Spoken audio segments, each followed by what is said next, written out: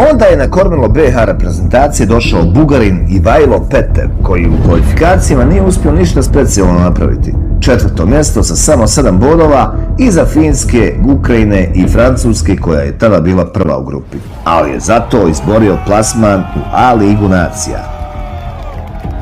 Onda je uslijedila serija smjena selektora. U rasponu od 15 mjeseci promijenjena su čak 4 selektora. Prvo da spomenemo trojicu: Faruk Hadžbegić, Meho Kodro i Savo Milošević. Savo Milošević nas je vodio kroz baraž, ali nakon što smo vodili sa 1:0, u finišu susreta primili smo 2 pogotka od Ukrajinaca i tako po 4. puta ispali u baražu. Onda su odigrane kvalifikacije za odlazak na Europsko prvenstvo 2024. godine. Tada smo završili na 5. mjestu, prvi put u historiji i ubjedljivo najlošije kvalifikacije. I onda dolazi Sergej Barbarez.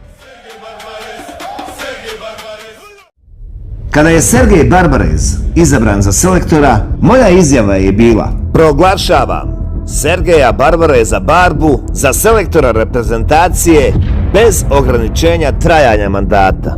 Ovo je samo mali dio emocija koje su obilježile put naših zmajeva. Cijelu priču možete pogledati u mojoj reportaži o reprezentaciji Bosne i Hercegovine, 3 decenije borbe i ponosa.